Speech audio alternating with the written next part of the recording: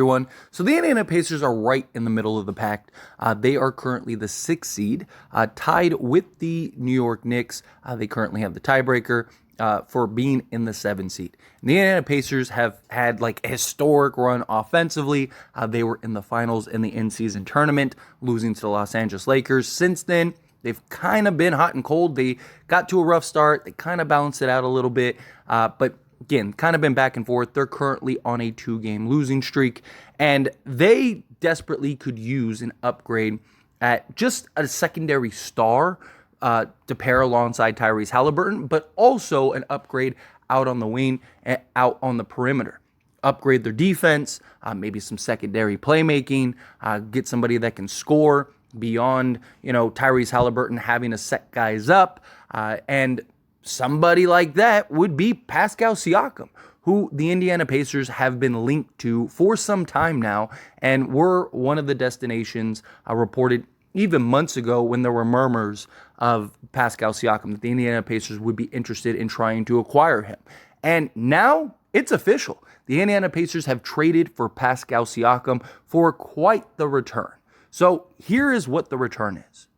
The Pacers are finalizing a trade to acquire all-star forward Pascal Siakam in a deal that will send Bruce Brown, Jordan Nwora, and 3 first-round picks to the Toronto Raptors. New Orleans will be the 3rd team in the deal, sending Kira Lewis to the Raptors. Also, Indiana is sending 2 2024 first-rounders and a 2026 first to the Raptors. Source said New Orleans sends a 2nd-round pick to Indiana. And then lastly, the 2024 first-round picks will be Indiana's own and the worst of Utah, Houston, Clippers, OKC per sources. So, starting with the Raptors, they got a haul for a guy that wants out, is leaving, and theoretically could just come back in the offseason, right? The time was done with the Raptors and Pascal Siakam. I mean, the writing was on the wall. As I mentioned earlier, the Indiana Pacers were a team that was rumored, before anybody. Months, like when it was just whispers of Pascal Siakam potentially becoming available. Because even in the offseason, the Indiana Pacers were looking for a forward like this. So, and then once OG got traded, that was it. As soon as the Knicks ended up landing OG, you knew, okay, something's coming, right? They're going to end up trading Pascal. They're going to end up trading probably everybody for the right deals if it makes sense. But the Raptors want to remain competitive and stuff. And it's crazy because Pascal Siakam essentially tanked his value because he said that he's not re-signing with anybody and is going to hit free agency. So the fact that the Raptors were able to get 3 first-round picks in this deal, that's very impressive. Very impressive. Is he worth this? If he had multi-years on his deal, yes. But the fact that he could just leave in the offseason, no. But good for the Raptors. My guess, or at least I would if I was the Raptors, I would look to ship out Bruce Brown. Can you trade him? One, he is under team control because next year he has like a $23 million team option, right? So any team that maybe likes him can always keep him if they need be, or use him as an expiring deal or whatever, right? So I don't know, if I was the Raptors, I would look to try to go ship him out and maybe get some other assets. Even if you get a couple seconds or something, right? Unless they really like Bruce Brown, we'll see, time will tell. But if you can get a couple pieces for him, right? Maybe another like young player or something, kind of take a flyer on. Why wouldn't you? Why not try that? There's already talks that that Bruce Brown may end up getting rewired to another team at some point. And this deal, based on like real time, like as I'm reading, because look, this literally just came out. So as I'm like reading, it looks like it could get expanded on. But this is basically the meat and potatoes, at least at the time of recording this, which I think is interesting. But let's get to the Pacers side, right? Because this is the real impact. We'll see what happens with Toronto. Toronto mostly just got the picks. Do they keep Bruce Brown long term? I doubt it. To me, it was just like, hey, you got off of him. You're probably losing him in the offseason. You just got 3 first-round picks. Simple, right? But the Indiana Pacers, on the other hand, that's where things get interesting. Because like I said, I mean, on paper, they're going to be tough, right? They're the 6th seed, right? They're, as I mentioned earlier, right? So they have some uphill climbing, right? They don't want to end up falling backwards. They don't want to end up, they want to, if they can, try to get in the top 3, right? And they want to not have to be a play-in team or anything like that. But like, you look at the roster now and it's like Tyrese Haliburton, right? You still have Buddy Hield, and you could always trade Buddy Hield if need be, because you're probably going to lose him in the offseason for nothing. But even if you don't, let's say you got Tyrese Haliburton, you got Buddy Hield, right? Now you could either go with Nesmith at 3, Pascal at the 4, Turner at the 5, or you could go with like Toppin, or you could go with like Smith.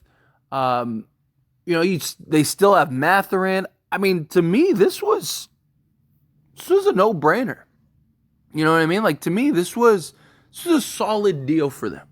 They get that quality 3-and-D defensive wing. They get somebody that doesn't need Tyrese Haliburton to set them up, right? A guy like Pascal Siakam, he can be a secondary playmaker, an extender to Tyrese Haliburton.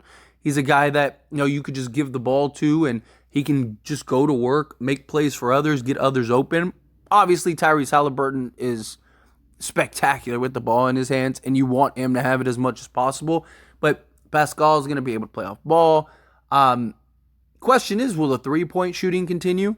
Because like Siakam shooting 31% right now, but he was abysmal, right? Pretty much the entire season up until the last like 10 games or whatever, where he's shooting like 49-50% from like 3, and it's just really like increased his shooting percentage. But he was shooting like 26%, something like that at one point. Like, that's a real issue for him. But I mean, he's what Indiana needs. They had the center, right? They have the point guard, you have the shooting guard, you have the vacuum scorer, you have, the shooter, you have basically everything. You needed that versatile wing that can play both forward spots, that could defend multiple positions, that could defend the best player on the other team. 6'8", 7'3" wingspan, still 29 years old, so he's young enough to be a part of this team for a while. Question is does he stick around?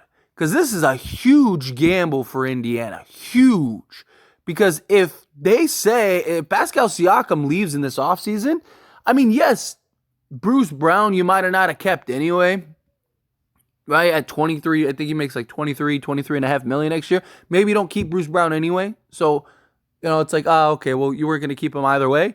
But you just gave up 3 first-round picks that you could have used to maybe go get something else, right? So, I mean, that'd be a tough pill to swallow, right? And the problem is, like, Pascal Siakam, at least in my opinion, some people might feel otherwise, but at least in my opinion, Pascal Siakam doesn't make Indiana the best team in the league now. He makes them better, no doubt. But, like, is Pascal Siakam the thing that has taken them to an... Because if Indiana won the NBA championship this year, well then, now you're talking a Raptors move with Kawhi Leonard, home run, right? Like, if you win an NBA championship, I would trade 3 firsts every year to go win an NBA championship, right? So if Indiana wins it, then sure, absolute money, let's get it. But realistically, that's probably not happening, right? So you basically just gave up 3 firsts for a 1-year rental. Now, if he resigns, he stays long-term, you can continue to kind of build around him, Mathurin, Tyrese Haliburton, It's going to be interesting to see what they do with Miles Turner. Are they really going to pay Miles Turner, like, sign him to like a 4-year, $100 million deal? Because now you're going to end up having to pay Siakam like $40 million a year. Haliburton's money, Mathurin, it's going to be tough, right? They're going to have to figure some stuff out here. But this is a solid pickup, right? To me, you have your foundation now. Now you're just kind of filling in the gaps come the off season, right? There's even murmurs before, since the off season of Paul George potentially being interested in returning to Indiana. Could you go get Paul George in the off season? Seriously, imagine you had Haliburton, George, Siakam, and then at that point, it doesn't matter who you have, but you probably still have Miles Turner and, Obi Toppin. Who cares? Again, at that point, that's tough. But again, it's a real risk. It's a real gamble. And look, maybe we get a report at some point, which very well could happen. There very well could be a report later on that hey, Pascal Siakam has agreed to stick around to sign an extension, whatever, right? That is definitely a possibility. But we'll see. We'll see how it goes. We'll see how it plays out. But this was a crazy return. Crazy return. Good for Toronto. Good for Siakam, right? Good for the Indiana Pacers. The only reason I'm hesitant to say the only reason I'm hesitant to say, good for the Pacers is just because if Siakam ends up leaving, they're screwed. So, I don't know. It's going to be tough. It's going to be interesting. But anyway, as always, this is a discussion, so I pass the question on to you. Let me know your thoughts and opinions down in the comments below. What do you think? What did you think of the move? What do you think of the trade? Do you like the trade? Do you not like the trade? Are you somewhere in between? How do you feel? What your thoughts are? I would love to hear it. So let me know down in the comments below. That being said, if you haven't liked this video, hit that like button. Helps me out a lot. Lets me know you enjoy these types of videos, and I truly appreciate it. Not subscribe to the channel, hit that subscribe button. Turn on the bell notifications. Appreciate y'all. See you in the next one. Thank you.